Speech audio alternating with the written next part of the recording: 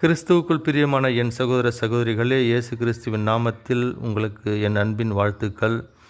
Mark எழுதிய சுவிசேஷத்தில் 12வது அதிகாரம் 13வது வசனம் இவ்வாறாக சொல்லுகிறது: அவர்கள் அவரை பேச்சிலே சிக்க வைப்பதற்காக பரிசேயரிலும் ஏரோதியரிலும் சிலரை அவரிடத்தில் அனுப்பினார்கள் என்று வசனம் சொல்லுகிறதுங்க.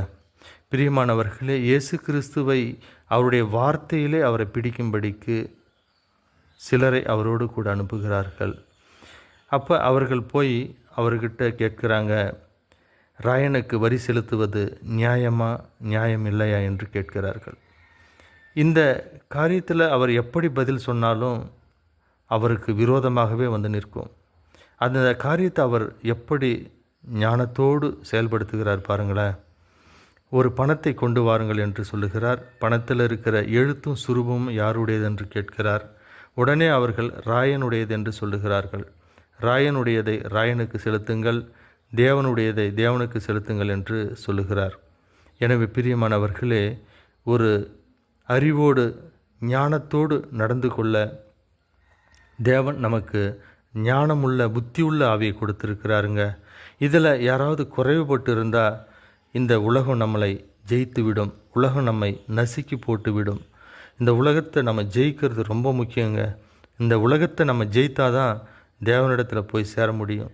எனவே பிரியமானவர்களே, வசனம் யாக்கோபு 1:5 இவ்வாறாக சொல்லுகிறது: ஒருவன் ஞானத்தில் குறைவுள்ளவனாய் இருந்தால் யாவருக்கும் சம்பூர்ணமாய் கொடுக்கிறவரிடத்தில் கேட்க கடவன், அவர் எல்லோருக்கும் சம்பூர்ணமாய் கொடுப்பார் என்று வசனம் சொல்லுதுங்க.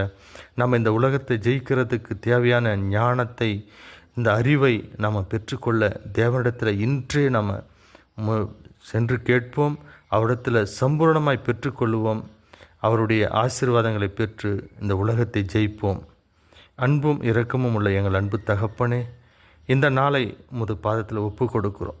எங்களை ஞானத்தால் நிரப்பி, அறிவால் நிரப்பி இந்த உலகத்தை ஜெயிக்கவும், உம்மிலே நாங்கள் பிரியமாய் இருக்கவும் எங்களுக்கு கிருபை பாராட்டுங்க.